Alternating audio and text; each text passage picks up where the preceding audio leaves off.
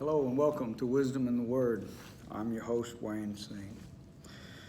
Today I'll present to you a historic and prophetic journey showing you how the ancient spirit of Babylon, bound in a pit, will one day be released at the very end of days and restore the ancient city of Babylon. In Genesis 9:19, the three sons of Noah, Shem, Ham, and Japheth, repopulated the world after the flood. Ham's descendants, Ham begat Cush, and Cush begat Nimrod. And we find out that in Genesis 11, Nimrod built the Tower of Babel, which became the city. It also became the country and the territory of Babylon, the country of modern-day Iraq today. The word Babel means confusion. It also means the gate of God. And the question is then to ask, which God is it talking about? Genesis 10:10 tells us that Nimrod was a mighty hunter as well as a builder. And the indications from Scripture and from history is that what this meant was that Nimrod was a hunter of men. He built the cities of Erech, Akkad, and Chaldea on the plains of Shinar. Now, why build on the plains of Shinar in the first place? Well, according to Jewish historians, all the victims of the flood washed into the valleys after the flood, and the people feared to come down off the mountains at first. And when they did, then they settled above the valleys. And so the tower was built on top of the plains of Shinar. And according to historians, the tower was built, Nimrod built it to avenge or for revenge against God if he decided to flood the world again. If he had just listened to what Noah had been promising him afterwards and his descendants, he would have known that the world was not going to be destroyed again by a flood. God had given him that promise through the rainbow. But anyway, the book of Enoch relates that Enoch saw the destruction of the earth by water and by fire, and to preserve the knowledge of the heavens that related to Adam and Seth, they placed them on two pillars, one of clay and one of stone. And unless one would be destroyed, then the other would be there. So one of the stone pillars was placed on a plain of Shinar in the land of Syria, according to the book of Enoch and Josephus in the book 1, 2nd chapter, 3rd part. All the false religions began out of the land and out of the Tower of Babel, because Nimrod's wife Semiramis had an illegitimate son called Thammuz or Tammuz, and Semiramis claimed that Tammuz, that he was a god, and that he was the promised fulfillment given by God to Adam and Eve in Genesis 3:15. Babylon began the worship of goddess and child worship. After the tower's destruction, the divisions of the languages, they spread throughout the entire world, and the idea then of goddess worship with the child worship went and spread across the entire globe. And in the region of Babylon, you had Semiramis and Tammuz. In China, you had Xingmu, who was shown with a child. In Egypt, you had Isis and Horus. The Ephesians had the goddess Diana. Germany had the Virgin Hutha with a child in her arms. Rome had Venus and Jupiter. India had Isa and Iswara. And India also had Divad and Krishna. So you had all of those across the world with different images of goddess and child worship.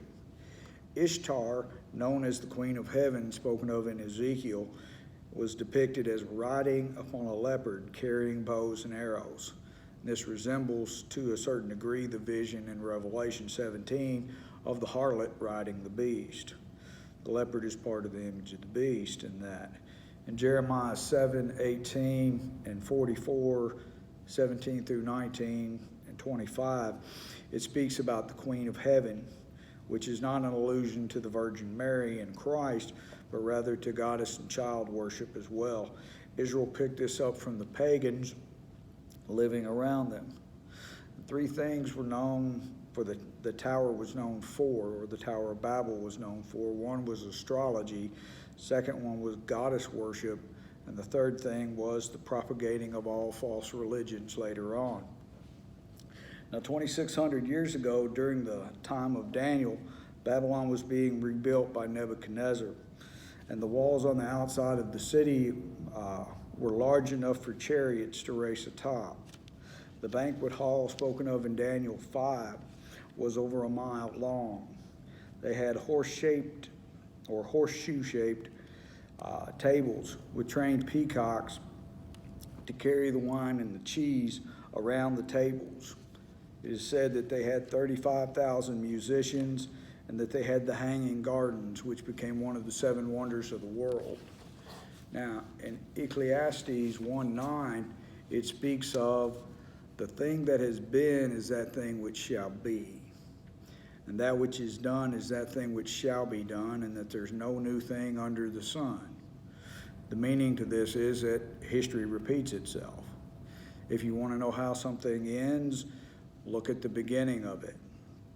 And with respect to Babylon and Israel, the first battle that Abraham, the first Jew, fought against, the first battle and first people that he fought against in Genesis 14 was one of the four kings, and one of those four kings was the kingdom of Babylon. And the guy was named Chedorlaomer, the king of Elam, of Persia and Iraq. And there was also Tidal, the king of nations, which was a king over the Gentile tribes. There was Amraphel, he was the king of Shinar, he was the king of Babylon. And then Arioch, the king of Eleazar, which was a city near Ur. And one of the first battles that Abraham had to fight against with 318 men was against Amraphel and the king of Shinar, or the king of Babylon. That territory fought with Israel at the beginning and will be the same near the end. The ancient territory consists of the nations of Syria, Iraq, and Lebanon. Now we find in Daniel 2 and chapters 2 and 8 that there were three major empires that ruled from Babylon: the Babylonians, the Medes and Persians, and then the Greeks. There is a Jewish belief from the Encyclopedia Judaica. As one empire falls and is taken over by another, the defeated principality then is bound in and that once controlled that nation. So when Babylon was defeated by the Persians, that spirit was bound in a pit. And then when the Persians were defeated by the Greeks, that principality was bound in a pit. And then the Greek Empire when it was taken over. So could it be possible then that, because the Bible tells us that there are four angels bound near the river or in the river Euphrates, could it be possible that those four principality spirits, or at least three of them that rule over Babylon, are now down there in that pit or bound in the river there? In Luke 10:18, when Christ beheld Satan's fall, well, he had to have landed somewhere on the earth. So, and especially if he was one day to give it to the Antichrist, the question then, where did he fall, or where is his throne? Could it possibly be, say, Babylon? Satan has always wanted to be in the center of everything that's there. In Isaiah 14, Satan was and had a throne in heaven before the fall. He wanted to assert his throne above the throne of God. In Genesis 3, he was in the Garden of Eden. In Isaiah 14, it speaks of he's in the land of Babylon there. In Ezekiel 28, he is the king of Tyre, which is in Lebanon. And then in Revelation 2:13, he is in the city of Pergamos. So he's wanting to be in the center of everything that is there. And so he's had various places to rule from. There is what is called in the world the 1040 window at 10 degrees longitude and 40 degrees latitude on a world map. beginning at the tip of Africa, going to the Pacific Rim. It consists of then 1/3 of the land area in the world, and is 2/3 of the world's population lives there. It is the top spiritual battleground for Christianity in the entire world. 99% of the world's Muslim population resides there. 800 million Hindus and 300 million Buddhists reside there as well. 97% of all the lost people in the world live there. It is the birthplace of all major non-Christian religions. And the center of the 1040 window is in Babylon. Taking Babylon and the spiritual and religious entity, because there's a military Babylon, there's an economic Babylon as well. And there is a territory itself. The military entity, of course, would be Antichrist. The economic entity is the 10 kings and the Antichrist. The spiritual and religious entity that is there, that's spoken of to come, is the false prophet. With respect to Babylon and its territory, the city, and the spirit, there are 3 beasts in the Bible that have 7 heads in Revelation. One is the dragon with 7 heads it speaks of in Revelation 12:3. There is the beast with 7 heads spoken of in Revelation 13:1. And the third one is there is a beast that is carrying the harlot that has 7 heads. And this is found in Revelation 17:13. So there's 3 symbols here that is spoken of then. The beast of Revelation 13 is a man, the king of Babylon, or the Antichrist to come in the future. The beast of Revelation 17 with the harlot is the city and the religious system of the kingdom. And the beast of Revelation 18 is an economic system that arises. The dragon with 7 heads are Satan and the 7 empires affecting Israel. And these 7 empires were at one time Egypt, Assyria, Babylon, Medes and Persians, the Greeks, the Romans, and then finally in the 7th empire, a global empire or world empire that arises. And what do all these empires have in common that I've mentioned? They all had direct dealings with Israel as a nation, with Israel as a people, and for control of Jerusalem at one point or another, or at one time or another. Revelation 17:8-11. The beast was and is not, yet he is. It's past, it's speaking of at present, and it doesn't exist, and yet in the future it will again. So how is this all possible? Well, it's speaking of a person, it's speaking of a kingdom, and it's also speaking of a principality over that kingdom that's ruling. Okay, the person that it's speaking of that was and is not and yet is the Antichrist. The kingdom that it's speaking of that was and is not and yet is the kingdom of Babylon, or what the Bible refers to as Mystery Babylon. And then the principality is that which is bound when Babylon was taken over by the Medes and the Persians in Daniel 5. It speaks of in chapter 9 of the book of Revelation that it ascends up out of the bottomless pit. Remember, it's in the bottomless pit, and the abyss is opened then in Revelation 9 for it to come forward or to come out of. John, the writer, is given a description by the angel and speaks of the harlot and all of that and the beast that rides upon her. The angel speaking to him, he says, 5 kings have fallen. Okay, one is and one is yet to come. Okay, the 5 kings that had fallen at the time that John writes this is Egypt, Assyria, Babylon, the Medes and Persians, and the Greeks.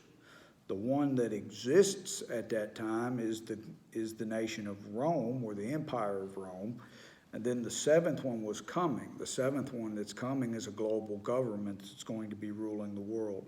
But it also says then that the beast that rises up out of the pit, the Antichrist, he is even the eighth and is of the seven. It doesn't say he's of the seventh kingdom, but he's of one of the seven. One of the seven what? One of the seven empires that had previously ruled upon the earth. The seven heads can also represent in this the seven continents of the world, so that in the depiction of this, Satan is seeking to conquer the entire world, and he's going to use the Antichrist to do it. It also speaks then too of, with the seven continents, seven chief principality spirits ruling over those empires. Daniel 10 itself speaks of the prince of Persia and the prince of Grecia. These were principality spirits that were ruling over those kingdoms. Now you have a Babylonian and Roman connection to this as well, with respect to King Nebuchadnezzar in Babylon and the Roman Empire in the first century. Both invaded Israel, both invaded the cities of Jerusalem, both destroyed the temple. Both kingdoms that burnt the city of Jerusalem as well as the temple. Both destroyed it on the 9th of Av. Both took the Jews as slaves, and both killed thousands of Jews. Revelation 17:11 is a key to the Antichrist is the eighth empire. He is of the seven, not the seven. What seven? The seven empires that previously ruled over the world. It was and it is not, and yet it is. It existed, it was destroyed, and then it comes again. That empire of the seven is Babylon. It will be revived in the last days. A thought concerning the harlot riding the beast in the wilderness. Okay, John sees it in Revelation 17. The harlot in the Bible is usually described as a false religious system. We've had to deal with terrorism, Al-Qaeda. They formed itself into what was called the Islamic State in and of Iraq and Syria, also called ISIS. Okay, ISIS, it's interesting. Isis was the Greek name for an Egyptian goddess, Aset. She was also called the Queen of Heaven. She had a son named Horus and the wife to Osiris. It was believed by many to be an offshoot of the goddess and sun worship that I was talking about earlier, which also began with Semiramis and Tammuz at the Tower of Babel. But it's interesting that John sees a woman out in a harlot riding upon the beast, and the Islamic terrorists decide to use the initials of Isis, which was a goddess, and they formed it out in the middle of the wilderness. Also, my point and interest in this is, isn't it odd that the wilderness is in the Middle East, in Syria and Iraq?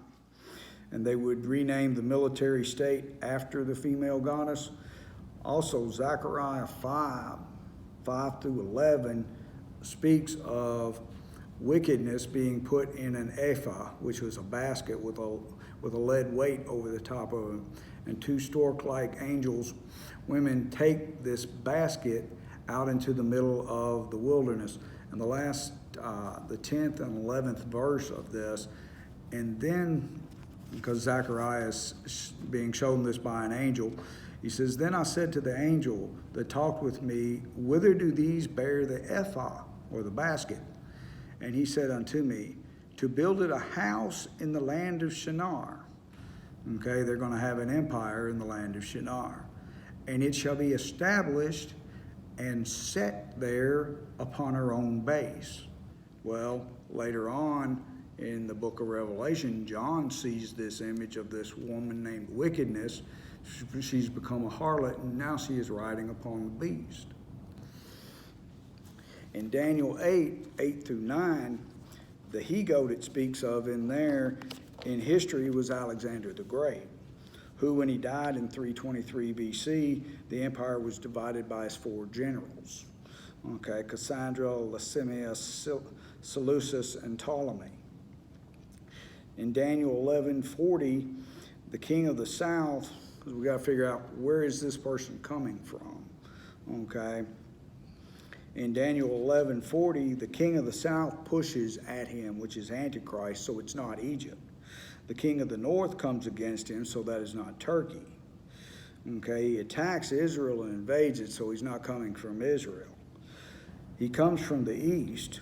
Syria and Iraq's the only spot left, or the only direction left to come from.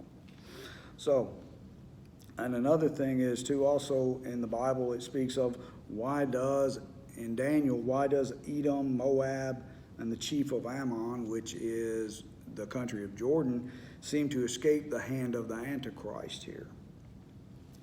The kingdom of Babylon, or Mystery Babylon, becomes a world empire again. It has a military Babylon, which is in Baghdad, Iraq, which is Revelation 13. It has a religious Babylon, which is most likely Rome or Italy in Revelation 17. And then it has an economic Babylon, which may be New York in America in Revelation 18. Similarities of the 3 cities that are there that I've mentioned here. A river divides each one of the cities. There's buildings that attract or are attracted to all nations. All 3 cities had a tower in them. All had a main road of travel, and there were bridges that were located on each of the cities. In Babylon, you had the Euphrates River. In Rome, you had the Tiber River, and in New York, you have the Hudson River. In Babylon, it was called a citadel, or the tower. In Rome, it was the Parthenon. In New York, it's the United Nations that all the people of the world come to see. In Babylon, there was the Tower of Babel. In Rome, there was the Vatican. In New York, there was the Twin Towers. There was a processional way in Babylon. In Rome, there was a road called the Appian Way, and in New York, there is the road called Broadway. There was an unnamed bridge in Babylon. There is a bridge named the Porta in Rome, and then there's the Brooklyn Bridge in New York. So the Babylon of Revelation 13 is a military and political power ruled by Antichrist. There is a Babylon in Revelation 17, which is the religious system run by the false prophet. There's a Babylon in Revelation 18, which is an economic system controlled by the 10 kings and the Antichrist. So how do we know it's Babylon that's coming back? Well, one, it says it in Scripture that it is Mystery Babylon. How straight up can it be? Babylon was at the beginning, and it'll be there. It's spoken of in Revelation at the end. Babylon was a global empire, and there'll be a global empire that is coming at the end. Babylon was also a territory. It was a territory in the beginning, and it is a territory today. 5, it captures Egypt, the king of the south. It invades the king of the north, which is Turkey, and it invades Israel in the west. So he's got to come from the east, and if he's coming from the east, eastward from Israel in the directions of the Bible, it would speak of then Syria and Iraq. In Ezekiel 38 and 39, the war of Gog and Magog. Persia, modern-day Iran with the capital of Tehran, is defeated, and a new headquarters is needed for the Shiite Muslim religions. The capital, Damascus, is foretold to be destroyed, and since it hasn't happened yet, when it does, it will only leave Baghdad in Babylon left as a capital for Antichrist, until he moves and takes over Jerusalem in the middle of the tribulation period. And this is found in Daniel 11, 41 through 45. the final 42 months of the tribulation period, Babylon, the city, is destroyed, possibly from an attack by Turkey or Israel, and when Antichrist invades Israel. The king of the north pushes against him in Daniel 11. The headquarters is moved to Jerusalem. The Antichrist wars against Egypt, Libya, and Ethiopia, conquering them in Daniel 11, 24 through 48. Thereby he, the Antichrist, then controls the world's exporting of oil. Rome is destroyed by fire in 1 hour from possibly a nuclear attack in Revelation 17, 18. When Rome is destroyed, the other 7 nations and the other rulers of the 7 kings of the 10 kings give their total power and control then up to the Antichrist. False prophets come to Jerusalem. He's performing miraculous signs and deceiving the world. Presently, let me relate to you some Islamic beliefs and quotes from the early Christians, fathers, of what they believed about Antichrist in the end times. Where did the Islamic beliefs and the Christian beliefs agree? Islamic beliefs and Jewish beliefs agree in that both deny the Trinity, both deny the deity of Christ, both deny Jesus is the Son of God, and both deny the resurrection of Jesus Christ. Both in Islam and the Jews, they say that Jesus is a good man and a good teacher. With the Muslims and the Christians, where they agree, they both believe in fasting and prayer and almsgiving. They accept the Torah, the Psalms, and the Gospels. They even believe that Jesus was born of the Virgin Mary, and that Mary was a virgin. They recognize Jesus as a prophet sent from God.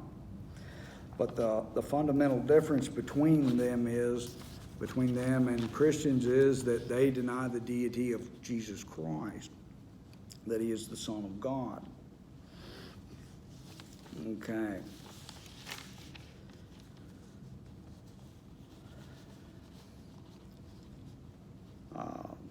In Revelation 11, 12, and 13, the Antichrist kills the 2 witnesses, takes over Jerusalem. The Jewish remnant flees into the wilderness after proclaiming himself as God, and the image is brought to life. The mark is issued and demanded of the people to choose to worship him or die by a beheading.